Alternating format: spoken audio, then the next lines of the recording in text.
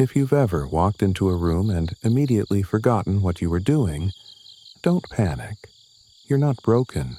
You're not alone. And your brain isn't melting. It's just weird.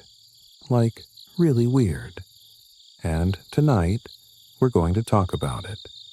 But before we get into why your short-term memory sometimes folds like a lawn chair at a family barbecue, please like and subscribe if you enjoy my content. You keep me going. Literally. I am just a voice in the void with access to too many peer-reviewed journals. Okay, let's begin. Picture this. You stand up, you walk into the kitchen, you get there, and suddenly, blank. A cosmic erasure. You're staring at the fridge like it personally offended you. What were you here for? A snack? A spoon? A sense of purpose? Nothing. It's called the doorway effect, and yes, it's a real thing. The technical term is event segmentation, but let's be honest, doorway amnesia is more fun to say. Here's how it works. Your brain organizes life into episodes. Not the kind you binge watch at 3 a.m., but mental chunks. Every time you enter a new room or environment, your brain goes, new scene. Delete previous tab. Just like that. It flushes the short-term memory buffer to make room for whatever this new location might demand. Because obviously, the bathroom is totally unrelated to the 6 urgent things you were just thinking about in the hallway. Priorities. It's like your brain is a bad assistant who assumes, oh, we walked through a door. That must mean we're done with whatever we were just doing. No, Janet. We were mid-thought. Too late. She already erased it. Studies done at the University of Notre Dame. Yes, that Notre Dame found that simply walking through a doorway significantly increased people's forgetfulness, even when the room was exactly the same. It's not about distraction. It's not stress. It's the literal act of transitioning from one environment to another that tells your brain, time to start over. That old memory, never heard of her. Why does this happen? Because your brain is lazy, but in a trying to conserve processing power kind of way. It's efficient, but sometimes that efficiency feels like betrayal. You're trying to remember if you already added garlic to the pasta sauce, and your brain's just buffering. It's basically how RAM works in a computer. Your short-term memory can only hold so much, and every doorway you pass through is like a mouse click on a brand new tab. Except, instead of being helpful, it closes the recipe and leaves you wondering why you're holding cinnamon. To understand why your brain forgets things like why you walked into the pantry holding a fork, you first need to understand how memory actually works. And spoiler, it doesn't work the way you think it does. It's not a filing cabinet. It's more like a chaotic mailroom being managed by a half-asleep intern with no supervision. You see, memory isn't just stored, it's reconstructed. Every time you recall something, your brain doesn't just pull it off a shelf. It rebuilds it, piece by piece, like a child trying to redraw the Mona Lisa from memory while being chased by bees. There are 3 basic stages of memory: encoding, storage, and retrieval. Encoding is when your brain decides whether the thing you're experiencing is worth remembering. If it is, great. Into the inbox it goes. If it's not, tossed directly into the mental trash folder. That's why you remember your 5th grade teacher's weird perfume, but not where you put your car keys 5 minutes ago. Storage is where the memory hangs out, somewhere in that vast neural jungle. There are short-term memories, which last seconds to minutes, and long-term ones, which can last a lifetime, unless they get overwritten by trauma, sleep deprivation, or the fact that you once drank 4 Red Bulls before an exam, and now all your Latin vocabulary has been replaced by static. Retrieval is when your brain goes looking for that memory, ideally with accuracy. But sometimes your brain is like, "Remember the thing?" And you go, "What thing?" And it goes, the thing, and then leaves. Why do we forget simple things so easily? Because the brain is selective, ruthlessly so. It prioritizes emotional intensity, novelty, and survival relevance. That's why you remember the exact lyrics to a commercial jingle from 2003, but not your cousin's new baby's name. To the brain, O'Reilly. Auto parts felt important. The baby, unproven. Your brain is also terrible at multitasking. You think you're good at it. You're not. You're just rapidly switching attention between things and losing 10% of your memory each time, like a badly written phone note that keeps auto-deleting. If you were thinking about a grocery list, a text you forgot to reply to, and whether or not owls have knees, they do, by the way, your brain can't juggle all of it.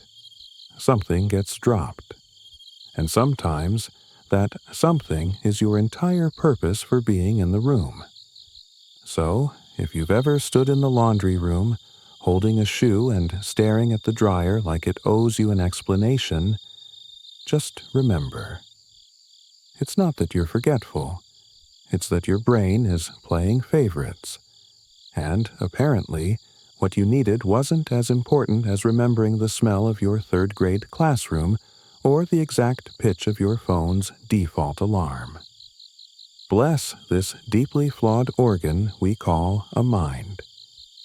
One of the key reasons we forget why we walked into a room is because of something called context-dependent memory. Here's the gist.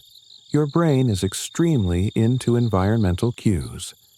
It likes to tie memories to specific surroundings, objects, smells, lighting, basically anything nearby when you had the thought. It's like your brain is tagging your memories with GPS data and refuses to pull them back up unless you return to the scene of the crime. So let's say you're in the living room and you suddenly think, "I need scissors." Great. Your brain logs that little spark of purpose, but it also logs the room, the chair you were in, the way the light hit the floor, and possibly the fact that your left foot was kind of asleep.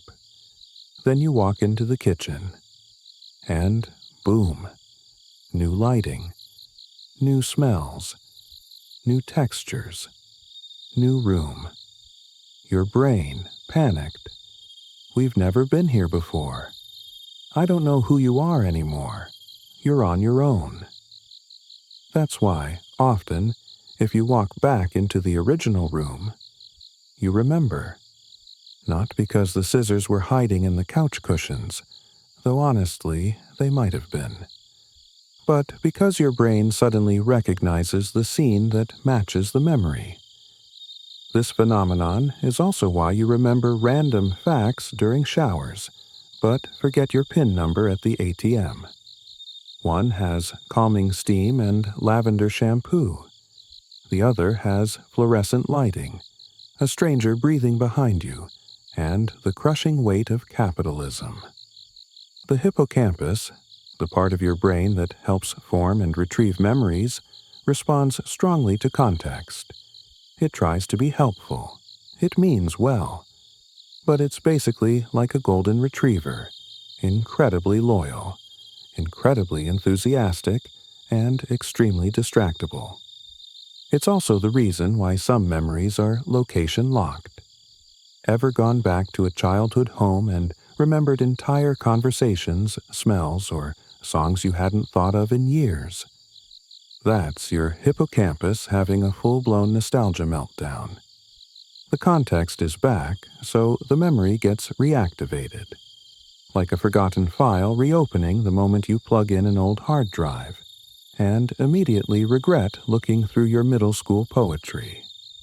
So, yes, you walk into a room and forget your purpose not because you're losing your mind, but because your mind is, frankly, very dramatic about transitions.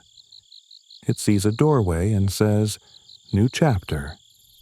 It changes the set, rewrites the script, and forgets you were still holding a mental prop from the last scene. You're not broken. You're just starring in a soap opera your brain keeps rewriting with zero continuity. Let's get one thing clear. Your memory isn't just up against doorways. It's in a full-on battle against everything. Stress, sleep deprivation, Instagram reels about raccoons doing taxes, they're all slowly power washing your short-term memory into oblivion. Let's start with stress. Stress hormones, especially cortisol, are notorious for interfering with memory formation and recall. When you're anxious, your brain is focused on survival, not your grocery list. It prioritizes "where's the danger" over "did I take the chicken out of the freezer?" This is why you forget names during job interviews, or why you walk into your boss's office and immediately forget why you're there, standing with your mouth open like Windows 98 trying to load a Word document. Chronic stress doesn't just make you forgetful, it can actually shrink the hippocampus over time. That's right, the part of your brain responsible for memory physically shrinks. Cute, right? It's like your brain slowly turning into a stressed-out raisin. Next up, sleep. Your brain does its best filing and memory consolidation while you sleep, specifically during deep sleep and REM cycles. Think of it as nightly janitorial service. Your brain goes through the day's clutter and decides what stays, what gets archived, and what gets deleted like an old voicemail from a telemarketer. But if you're not sleeping enough, or your sleep is trash because you keep checking your phone at midnight, your brain skips the filing session. It just throws everything into a mental junk drawer labeled "Figure it out later." That's why poor sleep doesn't just make you tired.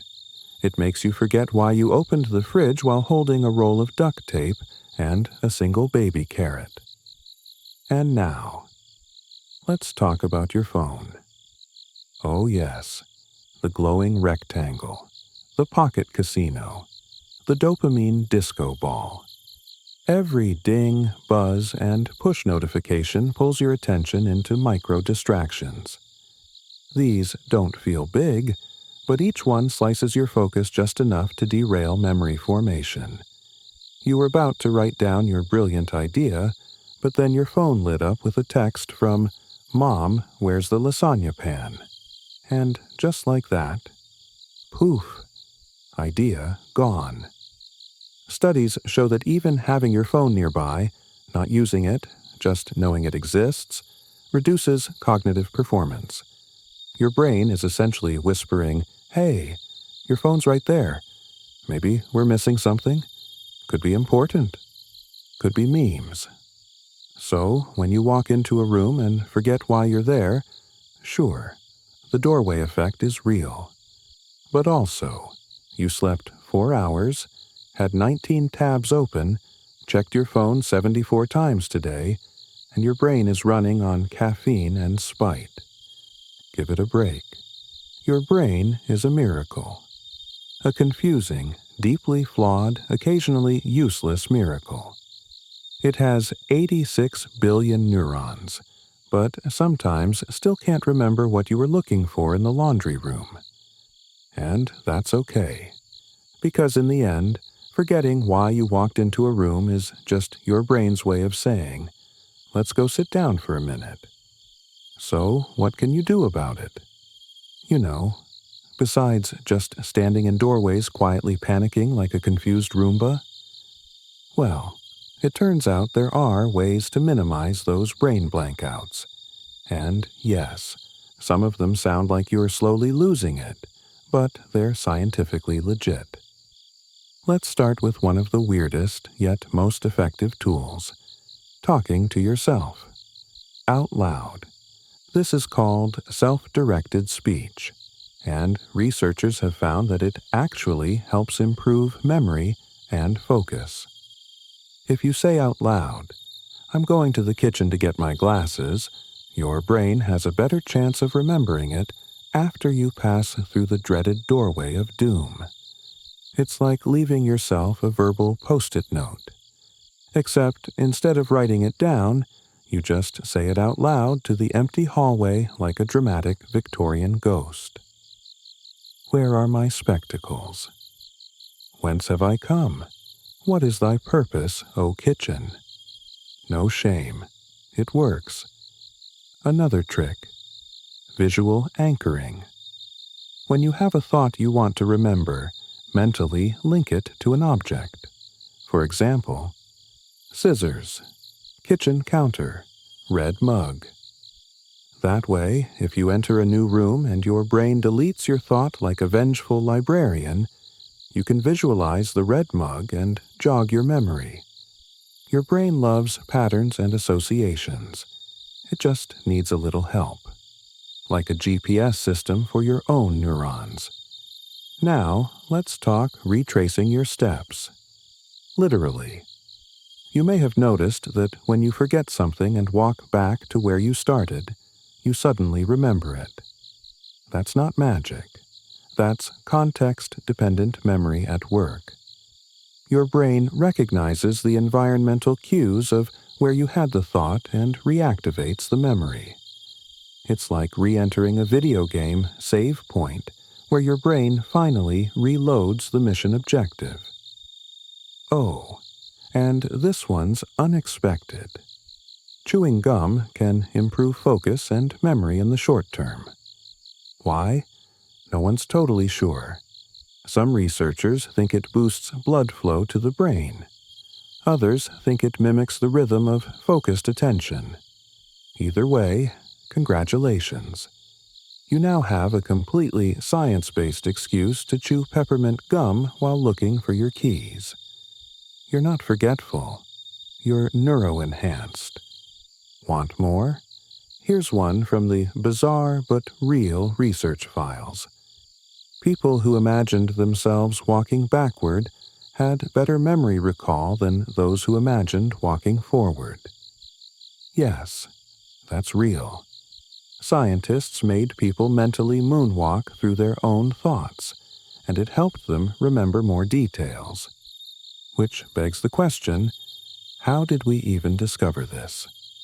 Who sat down and said, what if the key to memory is reverse psychology, but like physically? Science is wild. So the next time you forget why you walked into a room, try this. Say your purpose out loud like you're narrating your own detective novel. Mentally glue it to an object like a memory hostage. Chew gum like you're in an exam scene from a high school drama. And if that fails, just walk back where you started and pretend it was all part of your plan. Because it was. Probably. Here's the thing your brain would like you to know if it wasn't so busy misplacing your sunglasses. Forgetting is normal. Not only is it normal, it's essential. It's part of a healthy, functioning brain. If you remembered everything, you'd be overwhelmed by detail. You'd be stuck in a loop of remembering your cousin's birthday cake from 1996, the sound of a pencil scratching in third grade, and the exact number of times you blinked during your last Zoom call. Memory, as it turns out, isn't meant to be permanent. It's meant to be useful. In fact, the brain is designed to forget most of what we experience. This is called adaptive forgetting, and yes, it sounds like a passive-aggressive excuse, but it's backed by science. The brain trims the mental fat. It keeps what's important: emotions, patterns, survival cues, and tosses the rest. Which is why you remember heartbreak more vividly than where you parked at the mall last week. Your brain's like, oh, trauma? Keep that. Parallel parking near Sephora? Never happened. Psychologists have a lovely term for this: memory pruning. Like a gardener tending to a hedge, your brain snips away unused memories to make room for new growth. So, if you forgot your neighbor's name again, congratulations. That means your brain is tending to its cognitive bonsai. And let's be honest, do you really want to remember every single thought you've ever had? All the pointless internal commentary? All the dumb things you almost said out loud but thankfully didn't? Every time you re-entered a room and forgot what your legs were doing? Number you do not. Forgetting gives us space. It allows us to focus, to prioritize, to evolve. Yes, sometimes it makes us look a little ridiculous, like when you find the remote in the fridge. But other times, it's a gift, a quiet mercy, a gentle system reboot. So maybe the next time you forget why you walked into the garage holding a mug of cereal and a screwdriver. Don't panic, just breathe. Look around, walk back, or sit down. Let your mind wander. You'll remember eventually. Or not. Either way, the world keeps spinning, and so do you. You've just spent the last 2 hours calmly unraveling the mystery of why your brain sometimes acts like it's running on 2% battery and vibes alone. And if you're still awake, why? Go to sleep. Your hippocampus has done enough tonight. If you enjoyed this, please like, subscribe, and whisper kind things to your neurons. They're doing the best they can. Until next time, stay soft, stay sleepy, and maybe keep your keys in the same place for once. Good night.